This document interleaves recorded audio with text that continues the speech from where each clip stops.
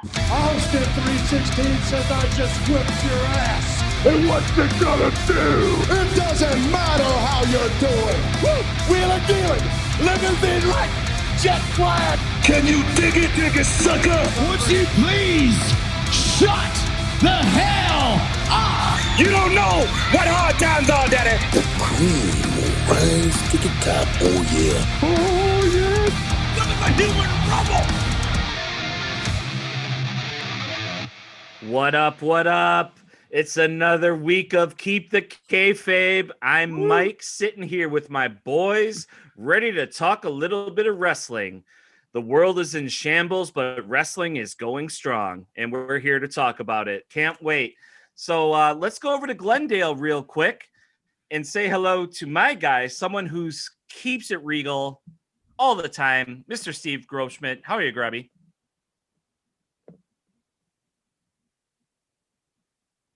Damn. Okay. We're not going to edit out that dead space. No, that's going to really mess with the listeners' yeah, that's the point. Heads, just like everything else in this world. No. Nice. For our listeners out there, since this is not yet a video podcast, basically it was just Steve looking at us, holding his fingers up like, wait for it. Like, don't interrupt me. Yes. And we did not. That was happy to oblige. Yeah. That was very good. Ron Simmons. Awesome. Let's go down to Bayview and talk to my boy, someone who keeps it freshly squeezed, Mr. Matt Michelson. How are you, Matt? Ibushi Kota! Oh, nice. Wow. That came like from the gut. It's like you dug deep for that one and delivered nicely, my friend. Wow. I swear, the New Japan commentator, ring announcer, whatever you want to call him, has got to be one of my favorite voices in pro wrestling. Oh yeah. I honestly believe it. Whatever. I mean, even when Asuka cuts promos, I don't know what the hell she's saying, but like There's conviction there. I'm over. You feel the energy, and that's what matters. Yeah. And that dude that you referenced to, like, I love it. He gets pumped. He doesn't say jam. Although no, but I would love to hear. Actually, if you go back and watch last year's Wrestle Kingdom, you could probably hear him introduce Jon Moxley, and it sounds nothing like Justin Roberts. No, few do. Can we have that guy instead, please? I'd be okay with that. He would do. Right. It would be like the classic Kenny Omega intro too. Yeah. North Carolina. I don't know. I'm not on board with the same time. I'm not on board with the dapper yapper, but that's okay. And you know what else is okay?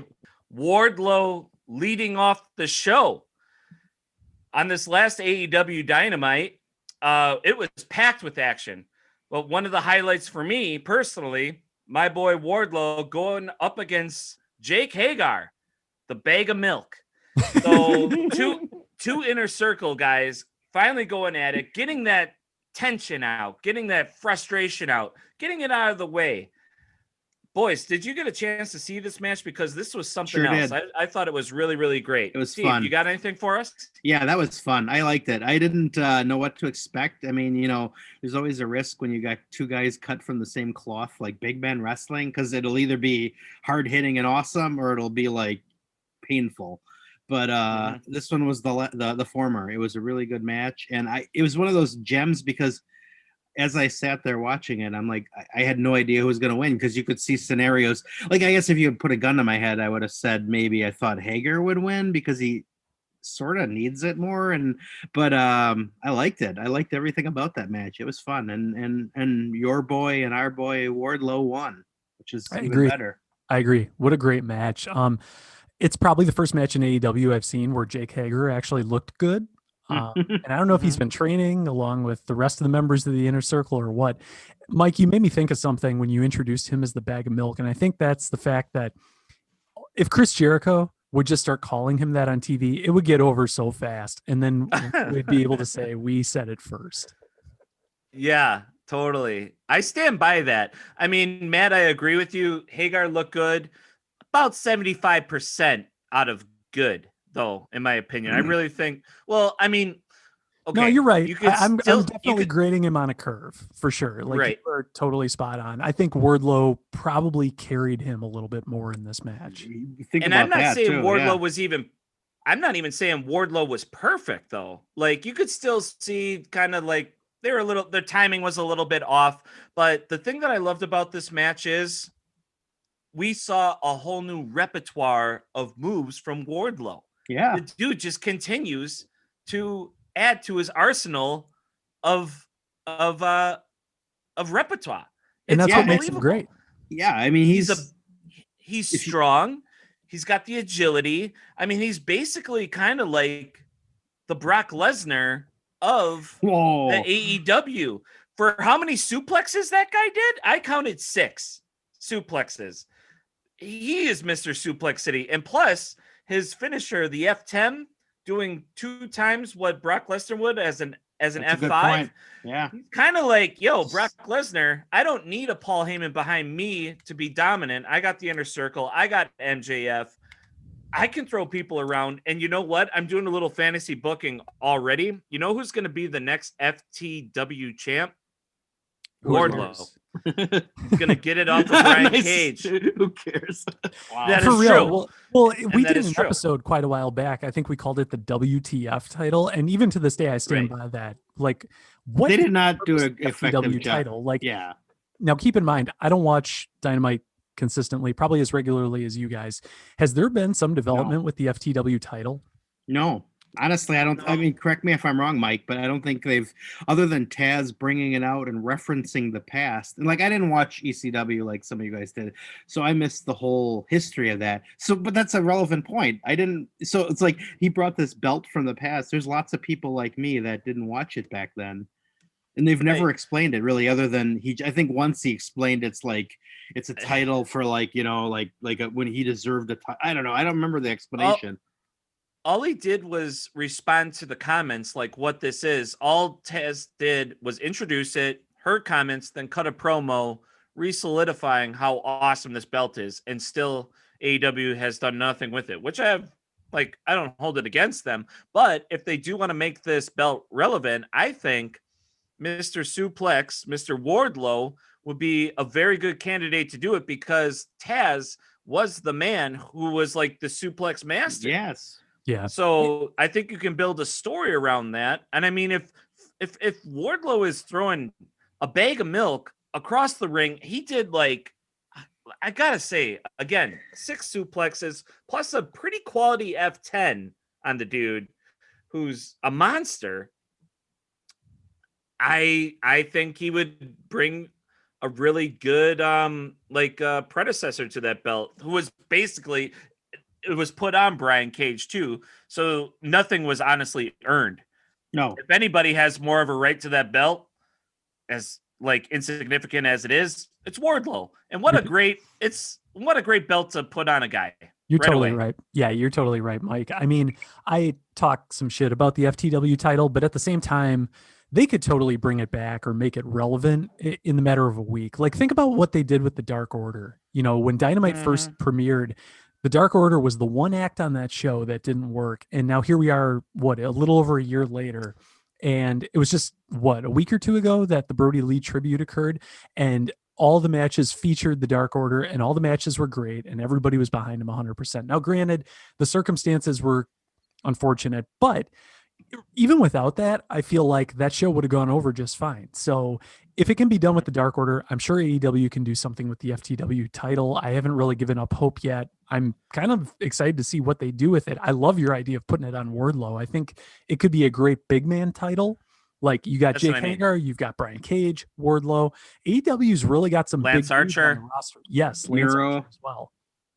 Miro. Yeah. It could be like the big man's belt. He could put, FTW Wardlow. I mean, he'd be the W in FTW. Follow the Wardlow. Follow like the Walk with Wardlow Elias. title. Yeah. Follow the Wardlow. Yeah. If you're listening, I love Tony that guy. Khan. Tony Khan, give it some thought if you're listening. I'll take him. Yeah. I love that guy. That was a really, really fun match. Didn't expect to see that much moves out of Wardlow, but I did not expect to see Snoop Dogg come out and give a what would you describe that? The Snoop Dogg splash? I think it was attempted to be a frog slip? splash, but it was more like a tadpole fall. Yeah, it was more like a High Times frog splash. If you ask Yeah. me. Right. So if you haven't tuned into AEW Dynamite, they're doing a little crossover with this big talent show that Cody Rhodes is a part of, and Snoop Dogg is on it. TNT loves to do a lot of cross promotions on their show, the Synergy as they call it. Shaquille O'Neal. I like it. Yeah. Just bring it on. Just bring it on. It's Yeah. entertainment. And like I said, you get some extra eyes on the product from mainstream. That's never a bad thing. oh yeah. Oh, and it was fun. I mean, Snoop's like, how old is Snoop? Like 55? I would guess something like that. Yeah, he's got to be in Yeah. his 50s. And he was high. I mean, just balancing on those top ropes was probably a big feat. Was the frog splash that he executed good? Hell no. It was probably like a 2 out of 10. He's got to take care of himself. Yeah, and you know what? You You know why it didn't bother me was because, okay, if they had dared to put Snoop Dogg in a match and he used that and won the match, that'd be like, come on, that's an insult to wrestling. But the other dude had already gotten beaten up and he came off and did that. It was like, so the way they handled it, it was like completely harmless. It was bad, but not like, at least he didn't like miss or something. So I don't know. I thought it made me laugh, but I wasn't like, oh, this is bullshit. Totally. Yeah. Bad, but amusing. What really cracked me up. So I saw this after the fact. I just caught up on the highlights of AEW and I saw this splash and it made me smile a little bit, which at the end of the day, that's all pro wrestling's about, right? After that, I was scrolling through Instagram and All Elite Wrestling, so AEW's official Instagram account, posted a video of that frog splash from the show with the song Still Dre dubbed over. And it was one of the best things I saw all day. If you haven't seen it, go back on AEW's Instagram and check it out. It's pretty amusing. That's hilarious. And the funniest line too came out of Jericho. What is he doing?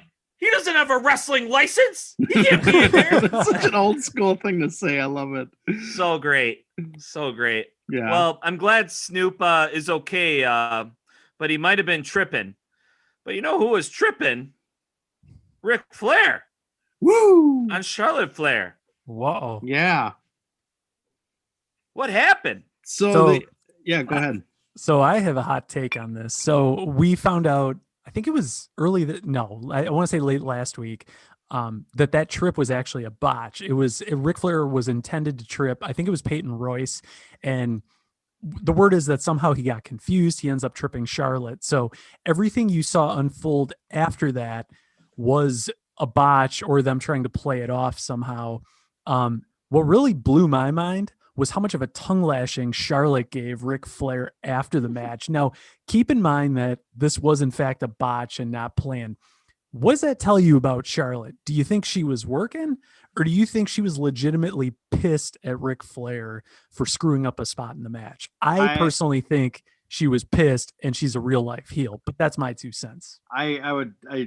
I think the opposite. I think she is the consummate professional, and that was the ultimate in ad-libbing. But I don't know if you guys saw. I mean, I was playing the Charlie role. Well, actually, I wasn't because he actually watches it. But I was reading Raw results just a little bit ago, and they're going with it. Like, now he helped Royce beat Charlotte this evening. So I guess kudos to them. There was an F up, and now they're just going to make a story out of it. Like nobody's none the wiser. That's probably the right way to handle it. I don't know what they're going to do. I mean, I feel like those two have had falling outs before, and that's kind of been there, done that. But I could easily see them running a gimmick where Ric Flair trips Charlotte Flair 9 weeks in a row, and then somehow she gets over at the next pay-per-view. Or it's the classic. You gotta go with it. Yeah, or maybe it has to be the classic Horseman. Like, remember when Sting was let into the Horseman and it turned to be all a big bullshit thing, and they turned on him. Flair's gonna like every week help Peyton Royce, and then in some sort of key moment turn on her, and it's been a plan all along. I don't know. He's the dirtiest player in the game. You might as well. I mean, when an angle as authentic presents itself as that, you have to roll with it. I mean, look what it did for Becky Lynch. Like when she got popped in the face by Nyla Rose and got busted open, bloody nose. She walked up to the top of the tunnel, raised I don't know if she had the belt. Did she have the belt in her hand, or did she just raise her arm? She just raised her arms. Okay, so then she's like, "I'm the man," and then she sold, millions of T-shirts. Next thing you know, she's the Like- next big thing headlining WrestleMania. Mm-hmm. Pretty much. So, if you're wise, you have to.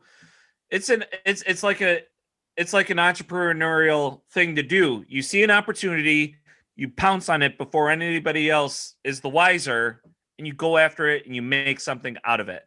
Yep. So I hope they run with it. I should clarify because we owe the honesty to our fans. I got it wrong. He helped Lacey Evans tonight, and it sounds like they're going with some sort of angle where he's partnered with Lacey Evans, not Peyton Royce. Mm. But next week we might change it to Peyton Royce. It is the WWE. I wouldn't doubt it.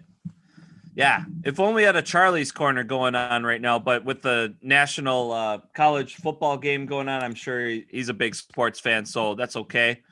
No problem. We look forward to his input next week. But speaking of next week, Abaddon. Holy shit. Is this woman scary? Yes.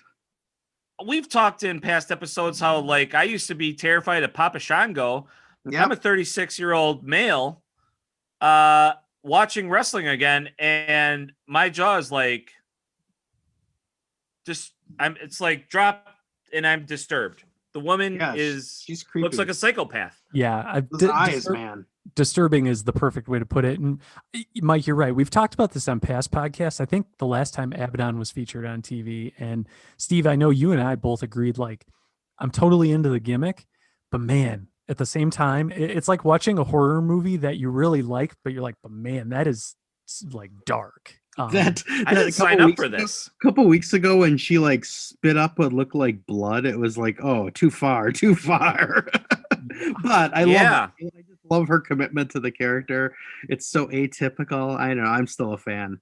Yeah, I think that's what makes it at least interesting, right? Is something you definitely haven't seen before. We've seen spooky characters throughout the history of pro wrestling, but I don't think we've ever seen anything this far out there where it's not like a ghost or a dead man or something like that. It's just this, I don't even know what it is, but it's so graphic compared to everything else on the roster. You just have this shock factor you don't have with anything else. Right.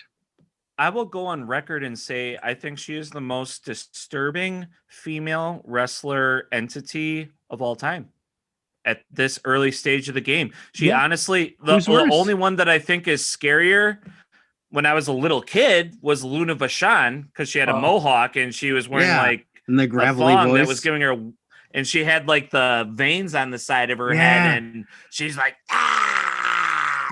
she had that gravelly voice. Yeah. My favorite. Yeah, Bam Bam Bigelow's main squeeze, Luna Vachon. Look her up. Gangrel's real life wife. Yeah. Oh, really? For a while, yeah. I think they split, but they were still close. And he was devastated when she died. I would not want to be the maid after that honeymoon. Yeah, I was gonna say, imagine the freaky stuff those two did. Yeah, you couldn't pay me enough. If I was the maid at their hotel room and I knocked and there's room service and I see them I'd be like, I'm out. Goodbye. They'd probably just be hanging from the ceiling, which that's probably even more disturbing. Yeah. Actually, they're watching Wimbledon tennis with a bagel, everything bagel. They're watching Masterpiece Theater. Anyway, but Abaddon, she is a maniac, and that match was really, really good. It's fun. So she's got this thing going on with Sheeta where she took a chunk out of her neck, and then Sheeta, and then the next match, this match that we're talking about right now, Sheeta had a little bandage over the wound, and she took the bandage off, exposing the wound. Why would you do that? Why? Why would you expose the blood to Abaddon to get her hungry to go after it again? That's like I'm gonna cut my finger off and jump in with the sharks. That's what I'm saying, Steve. Perfect analogy. And now this week, not only is there a chunk out of her neck, now there's a chunk out of her thigh. She dragged her underneath the ring, comes out even bloodier. I mean, it's crazy. It's never, crazy. she survived Abaddon, and she's never going to be the same since. I think this is the beginning No. of the end for her I feel title like- run. Honestly, This might actually be the beginning. This is me fantasy booking this, but I could see them going with an angle where Sheeta becomes a zombie and Abaddon slowly creates this Yes. army of Oh my zombies. god, that would be so funny. And well, a couple reasons. One, why not? Two, what else is AEW doing with the women's division? How much like buzz would this get if this was the gimmick Yeah. of AEW women's division? Now, does it go with the rest of the show, the branding? yes, it does. Because winter is coming. Remember the White Walkers? They would get Oh. infected and Yeah. Oh, same I was thing. about to say no, it doesn't, but I think you might have just I sold me. think basically Mike just proved you wrong. Yeah. That's only if you watch Game of Thrones, which is, maybe 50% of the people that watch AEW. So you're probably right, Matt. I just wanted to throw that in. I like it. Side note question though. You know how a lot of wrestlers like to date other wrestlers because they spend so much time with each other on the road? Who do Yeah. you think is Amadon's boyfriend or girlfriend? Oh, I'm thinking Evil Uno would be That'd be amazing. Oh my god, the kids, the offspring of Evil Uno and Abaddon would just be great. Just be I would entertaining. love if it was Angel Garza from WWE. Do a search for her, like on Google Images. I think she looks pretty normal, like out of yeah, makeup. I bet she's awesome. Well, she did reveal a tattoo under her, or maybe this is the first time I noticed it, under her like her rib cage. It's got a little something going on there into the tattoos. But other than that, like I didn't see anything really wrong with her other than the disgustingly terrifying makeup that she puts on every week. Boy, the eyes are what does, like that red eye. It just looks all gross and angry and oof. Would you agree that she might be the most disturbing female character of all time in wrestling? Because I can't think of anybody else. Other than the real life fabulous Moolah, I think you're right. I like it. So one other thing on Abaddon, Steve, I know you mentioned you may have looked her up. So I just Googled her while we were talking, and I've tried a couple different ways to search for her. I even tried Abaddon Wikipedia. There isn't really anything obvious that talks about who she really is. There's not even really any immediate results that show her without makeup. There's some, but they look different enough that I don't know which ones are like potentially legitimate or not.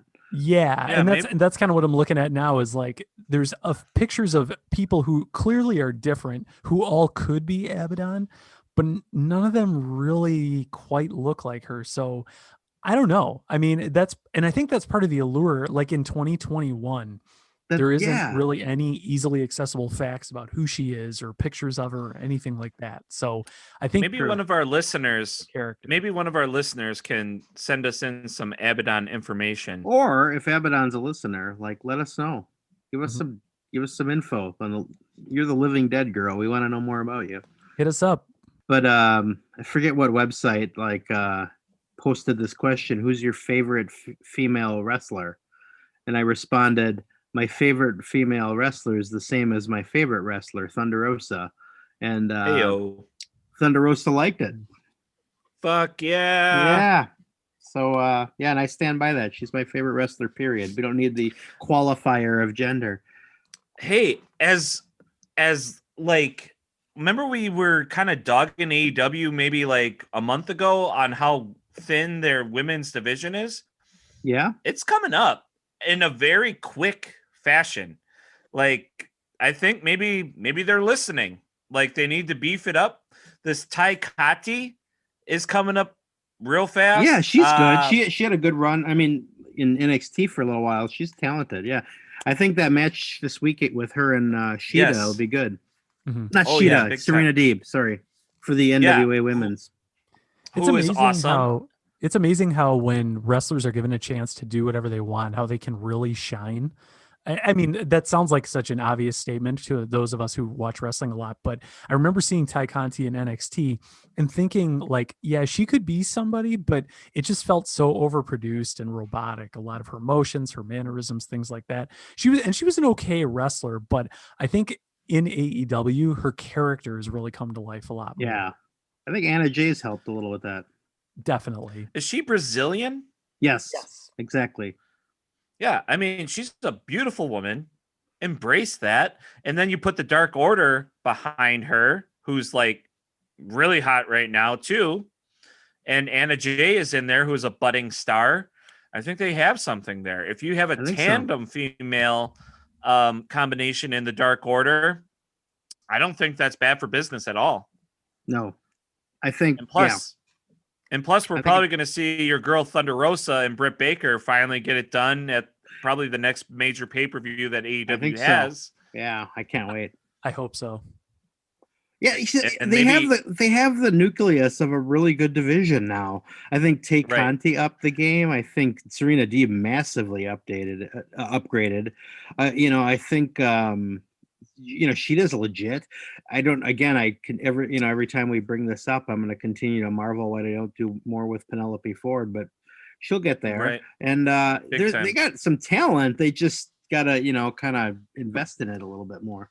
I'm totally on board with you, Steve, about Penelope Ford. Ever since that one match, I want to say that was so good. yeah, Sheeta. was it against Sheeta? Yes. Sheeta. Yeah, and I remember Jericho was on commentary and he put that match over so much, and he didn't even have to. Yep. Like I could have been Right, watching it without right. commentary and still been amazed. Right. Definitely. Yeah. The women's division is coming up quick in a major way. And do you think it is because Kenny Omega, they kind of gave him the reins, be like, hey, there's so many good female wrestlers over in Japan. And that was like their strong foothold in the women's division. They like stacked it with these Japanese women wrestlers. I mean, the first one was like Ryu. Do you remember her? Ryu. Was it- Yeah. Ryu. Is she? Yeah. She's gone, right? Well, I think she's still We haven't signed really with seen them, her. but I could get. Don't quote me on this, but I feel like at least with COVID for a while, she was stuck over in Japan. But I don't know Okay. if she's just staying there now. But I think she's still under Okay. contract. But yeah, Okay. pretty much since she lost the title, she hasn't been on since much. Well, what Right. what about this? Like they stick with their initial plan. They had to pivot with the women's division, and now they got all these other female wrestlers. If they go with their original plan with Kenny Omega building them up, and if things get back to normal at any time, then you got like something that's never been seen Yeah. in wrestling, basically. Yeah, that would be pretty awesome. I think so just to clarify the name, I think it was Riho. Riho. Yes. Oh, Riho. Yeah. Okay. Yeah, and was she the inaugural AEW Women's Yes. Champion? Okay. Yeah, she beat Nyla Rose in like I forget if it was a tournament or something, but she beat. No, Rose. it was the first night at Dynamite, I think. Oh, was it? Okay. Yeah, and it was a Yes. great match. Yeah. But then after that, I think the booking and just kind of the story and the push behind the women's division just kind of fell flat, which Yeah. was really unfortunate. Because Riho is a great wrestler, and I'm Mhm. sure once she gets back on TV, we'll probably see her start to do some more interesting stuff in the women's division, especially if it keeps going at the rate it's going. Yeah. Big time. Well, speaking of Kenny Omega, he had a dandy of a match against Ray Phoenix to close out the show of New Year's Smash Night 1.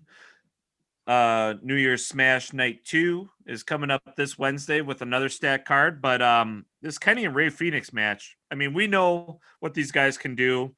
When you see it on paper, you know what you're going to get. But is it an early candidate for match of the year? I would say so. I mean, it was a good match. It's hard to say because I just finished watching Wrestle Kingdom finally, and that entire show is just filled with amazing matches top to bottom. So it just kind of gets lost in the shuffle. But I do think this match was unreal, and we don't get to see AEW World Championship matches on TV very often, so this was really cool to see. Dave Meltzer had nothing but great things to say about it. He even went as far as to call it the best match on TV that AEW has had. So like the best Dynamite pure wrestling match since the show debuted.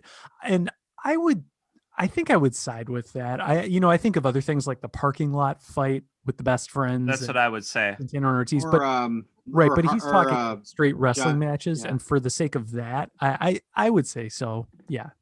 They both executed their match with timing that you would expect Penta to be involved in the match because Ray Phoenix and Penta, the Lucha Brothers, they have this undeniable chemistry where they just know they just know each other so much. Mhm. It was like Kenny and Ray had this thing that night that was unbelievable. And it wasn't even like the main payoff of the match. It came after the match too. Right. Right. Yeah, the match itself was really snug. All the moves, everything during the match. Like I don't think there was one bad spot in this match. So Mike, you're spot on. Like the chemistry between the two was awesome. I love seeing matches where there's no obvious I like to call it telegraphing, where one guy's clearly telling the other guy, "Hey, I'm going to throw a clothesline. You better duck it," or anything like that. We didn't see any of that during this match, which I think got you more and more sucked into it and not really thinking about, okay, well, what are they going to do? Just kind of waiting to see what happened next. Yeah. Well, I've been saying it for a little while. I've been just a big fan of Ray Phoenix. I've really, anytime he's on the card, I just really pay attention. He grabs my attention. It's not like I try. He's doing all the right things, and he keeps growing. He keeps innovating, which is so hard because he was one of the most innovative wrestlers I've seen in the last, I don't know, 5-10 years. And then this match with Kenny is just like, man, dude, like, where are your limits? There aren't any. John Moxley came out afterwards with the barbed wire bat, went after Kenny. Don Callis had some, interference too, but then we saw the Young Bucks come out, get involved, but then who comes out, boys? Gallows and Anderson. So great. Formerly of the Bullet Club in New Japan, with the Young Bucks, with Kenny Omega. Formerly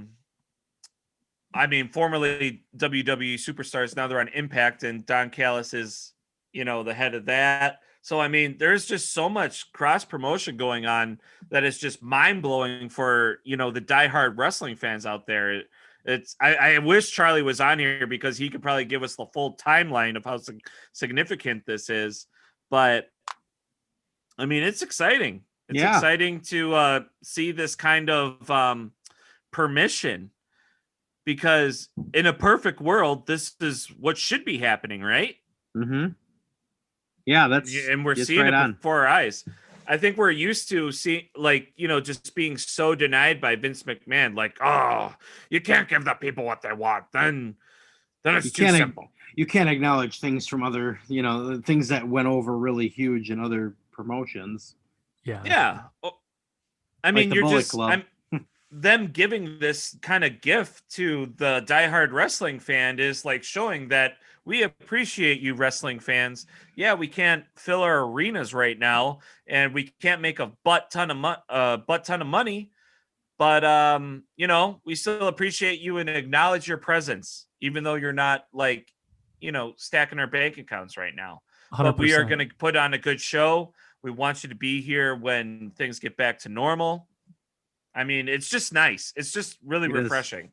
And it's a no-brainer for, promotions like Impact, especially. Think about it. The Bullet Club, if you look at it from a financial perspective, the Bullet Club is the biggest drawing act outside of WWE in the world. And at least it was a few years ago. And there's people who are still diehard Bullet Club fans. So they're going to tune in no matter what. And they're going to find ways to watch. Having the original Bullet Club, not the original club, not to be confused with AJ Styles and Gallows and Anderson wearing black and red on WWE TV, but the actual Bullet Club on North American pro wrestling television is huge, and it benefits AEW, it benefits Impact, and it really kind of makes you think. It's like, well, originally all these guys came from New Japan, so if you love the Bullet Club, if you love the idea of it, the wrestling style, we'll get to New Japan here in a little while, but just another reason to watch it. It's kind of become the up and coming promotion, I would say, like where a lot of North American promotions find their talent, but it's even better than that. There's just so much good wrestling. So yeah, but Gallows and Anderson appearing on AEW TV, great stuff. I really hope they do something cool with it. I guess we'll find out next week. I think they will. We'll put it this way. The odds are good. AEW is not going to forget they did it from week to week. So it'll be something good. Yeah. I hope they stay because FTR, I think they need somebody to wrestle, and I think Gallows and Anderson are the perfect style for them, because more and more, I mean, we've talked about it before. They're like, AEW is so stacked with so many high flyers. Now we're seeing more with the Acclaim. We're seeing more with Top Flight, and we're seeing it more with what is it? The Hybrid, Hybrid 2? H2. Hybrid 2. I wanted to say H2O. Yeah, I mean, literally every tag team is just can't get higher and higher when it comes to the aerial moves. There needs to be a balance. It's really Butcher and the Blade, Yeah. FTR, and if Gallows and Anderson stick around, those are SCU. like the only SCU. I would put them like they can do anything. They can wrestle That's true. anybody. Mhm. But Gallows and Anderson, those are like the three teams that round out the tag team division who are like roughneck wrestling styles. So if they're added to it, I think it provides a little bit better balance, because I think between high flying and roughneck, I think it's like 10-3 or something like that. If we want to break it down, we need to restore order. That's like Roughneck Steiner wrestling. math. Christopher Daniels had a shirt on that was a reference to the West Texas Rednecks, if you remember them from WCW. It was who was it? Bobby Duncombe I don't think Jr. so. and like Kendall Windham and Kurt Hennig, and they were taking on. They brought in this like No Limit Soldiers. I don't know if you remember any of this, but anyway, like it was the No Limit Soldiers were like there's like a rap star and his group, and Hennig and the group were supposed to be the heels, and they came up with this rap as crap, and like, but of course, like the WCW faithful like totally got behind the West Texas Rednecks, not the good guy. I do remember stars. that now. So I think it said something like your rap is crap, but or something like that. But well, that's when there was like a war shutout. between like Lone Limit Records had a war against Bad Boy Records, the Tupac and Master P. Yeah, like that's when I like that. Yeah, very good. Yeah, so but it was but it was great that Daniels made some reference, and again, like we'll have to look it up and maybe share it. But he had a shirt I think that said "Your rap is crap" last week. Little shout out. You brought up Kurt Hennig, also known as Mr. Perfect. Indeed. Did I see Wardlow give Jake Hagar the perfect plex? Also, a fisherman suplex. Match? It looked like the perfect plex to me. Yeah. Okay. Yeah. I mean, okay. I got a man crush on Wardlow. Hard. We got to get him on the show. I'll ask him. You miss 100% of the shots you don't take. That's true. You never know. Oh. I mean, we've spoken, we've gotten feedback from Greg the Hammer Valentine. Maybe we'll get some feedback from Wardlow. Take your shot. Take your shot, Take Mike. your shot. Yeah. So speaking of shots, we've had a couple drinks now. What's going on in Wrestle Kingdom, Matt? Oh my gosh, you guys! If you have to ask, you don't know. So, well, let Uncle Matt tell you about it. So, Wrestle Kingdom. For those of you who, so for our listeners, we watch a lot of wrestling, as you could probably tell if you followed us for a while. And New Japan Pro Wrestling is a promotion, as you would guess, in Japan. We talked about it a little bit on last week's podcast, so you can also listen to that episode if you want more information. But on the nights of January 4th and January 5th, they hosted their annual mega show, very similar to WrestleMania, called Wrestle Kingdom. And this was Wrestle Kingdom 15 this year. The main event of night one featured two wrestlers, Kota Ibushi and Tetsuya Naito, who, if you don't follow New Japan, you probably don't know who they are. Kota Ibushi, you may have seen. He was on WWE TV a couple of years ago, actually, as part of the Cruiserweight Classic Tournament, which was only available on WWE Network. It was a great show, great series. That was my first exposure to Kota Ibushi, actually. He actually saw him live at NXT Turner Hall. He was paired up with Bobby Roode. Kota Ibushi? Not a Or was it Itami? It was Itami. You're talking about Hideo Itami. Oh, yeah. Kenta. Yep. Yes. Sorry. Kenta. See? Who This gotta is let- why I'm not leading can you- this portion of the show. Can you let Uncle Matt go? Yes, Here. Uncle Matt's talking, kids. Yeah. But no, Mike, you're right. Hideo Itami, who actually is also now in New Japan. He came from New Japan, ended up going back to New Japan. But anyway, Kota Ibushi ends up winning night one, beats Tetsuya Naito for the IWGP, which is the acronym that New Japan uses for all their belts, the heavyweight title, and then the IWGP Intercontinental title. So Kota Ibushi is now a double champion, which is kind of strangely in line with what it feels like every promotion is doing this year, whether it's NXT, WWE, even we haven't seen AEW do it yet, thank goodness, because I feel like it kind of keeps the prestige with the belts. But Kota Ibushi, Tetsuya Naito, night one, main event, amazing match. It went forever, it felt like. A couple of matches on the show worth checking out. Will Ospreay versus Kazuchika Okada, who, if you've heard the name Okada and Kenny Omega from AEW wrestling had a series of 4 matches over the last couple of years that are considered 4 of the greatest matches of all time, regardless of promotion. Definitely worth watching if you love watching wrestling just for the sake of the matches. Is that the Rainmaker? The Rainmaker, yes. I have one of his dollar bills from All In. When he was at All In, I caught one and I keep it in my wallet. It's all fucked up right now, but still got it.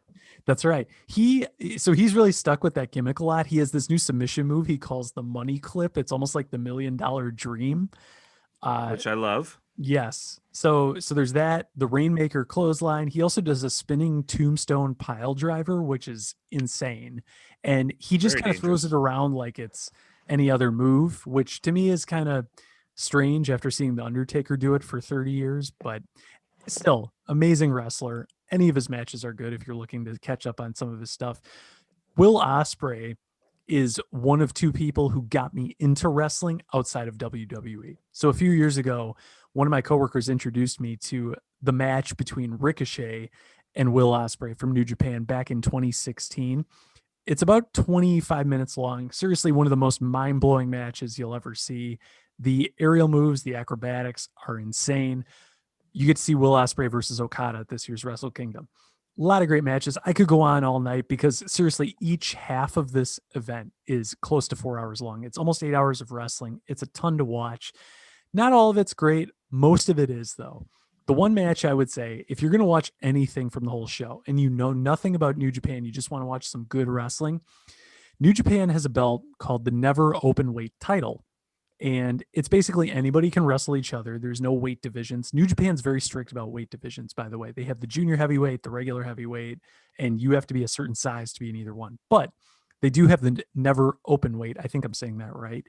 Where we got to see Jeff Cobb, who's appeared in AEW in the past, versus Shingo. And I forget, I can't remember if that's his first name or last name. I forget his other name. But these two are massive dudes, especially compared to everybody else in New Japan. And they were throwing each other around like rag dolls. It was one of the most amazing, hard-hitting big men matches I've seen to date, hands down. The end of the match, even the commentators were blown away by it. I was blown away by it. I think in last week's podcast, Charlie mentioned it, but I hadn't seen the match yet. I don't think any of us had. But if Charlie put it over, he's 100% right, and I'm all about it. So if you haven't watched any Wrestle I Kingdom, remember that name in AEW when like he came in for a little bit and people were freaking out. yes, Good for him. Jeff Cobb. For those of you who used to watch Lucha Underground, you probably know. If for our listeners, if you've listened for a while, you know I'm a big Lucha Underground fan. Matanza, who was Dario Cueto's brother, I think in like season 2 or 3 of Lucha Underground, is actually Jeff Cobb in a mask and some crazy suit. So Nice. So if you've seen Matanza, that was kind of a dead gimmick in my opinion. But long story short, Wrestle Kingdom's amazing. If you haven't watched it and you want to check it out, there's a website called watchwrestling.in that's really nice. It's sort of I think an internationally hosted site with a lot of spam and things like that. So just be aware of that if you don't want to get yourself into something like that. Your other option is you have New Japan World, which is about 999 yen per month, translates to about $8 or $9 depending on the exchange rate. But either way, you can watch any of these matches. But check out Jeff Cobb and Shingo. Great match, just a great show all around. Wow. Thank you, Matt, for that awesome synopsis. Yeah, sorry Wrestle for Kingdom. hogging the whole thing and not tossing it over to either of you guys, but We didn't see it yet. I do want to get into New Japan. I just haven't, and I'm kind of, I got to find some jumping off point. Wrestle Kingdom is probably a great jumping on point because it's like it's all there in one big huge show, multi-day show. But one of these days I'm gonna try New Japan World. Yeah, I've found articles online in the past that actually just talk about how to watch New Japan, because there's the issue of finding it. But once you find it, the other thing that's really hard to get on board with is how they structure their shows, because they only do, I want to say, maybe 1 or 2 shows a month. So it's not like WWE TV where you have like multiple shows every day and you can't even keep up. But the shows that New Japan Pro Wrestling hosts are incredibly long, like at least 4 hours. So you're in for a lot of wrestling when it does happen. The other big show besides Wrestle Kingdom that New Japan has throughout the year is, I think it's called Dominion. It usually takes place in June or July, sort of like the equivalent of their Summer Slam, I would say. So you sort of have those 2 big shows throughout the year. Then you have what's called the G1 Climax, which is a tournament that it's sort of a round robin. It's so many matches and it's so many hours of wrestling. I don't suggest watching all of it. I tried it last year or the year before. It was great. Way too much to watch though. I would say if you do want to watch the G1 Climax, listen to reviews, find out what was good, go back and watch it after the fact. But all good wrestling. So if you don't have a wife or a girlfriend or any sort of responsibility whatsoever, tune into that G1 and G2, block out your day, order some pizza. It's going to be an awesome day. I think sounds amazing. I think we have a built-in excuse because we're running a soon-to-be award-winning podcast. I mean, that's watching a show like that is called research. Yes, it's called an obligation. Yeah. And all the delivery we can use as a write-off once we start making some money, of course. Of course. Well, shit, boys. I think this was a very nice episode. We can wrap this one up. Again, thank you all for listening and tuning in week to week. Remember to hit that follow on Spotify to get updates whenever we drop a fresh new episode of Keep the Kayfabe. Also follow us on Instagram at Keep the Kayfabe for all great wrestling memes and when new episodes are dropped. Boys, it was really great hanging out with you tonight and talking about AEW and Wrestle Kingdom. I can't wait for next week. And we're going to talk more about probably New Year's Smash Night 2. That'll be awesome. There's some really good matches on that show that I'm looking forward to. I think Eddie Kingston Pac is going to be just a train wreck in all the right ways. Oh, I can't wait. I'm into that Ty Conti and Serena what's Deeb. her name? Serena Deeb. That'll be a great match too. Probably just in terms of good wrestling, that might be the match of the night. Could be. You don't know until you find out. Tune in. And we will. Oh, we will.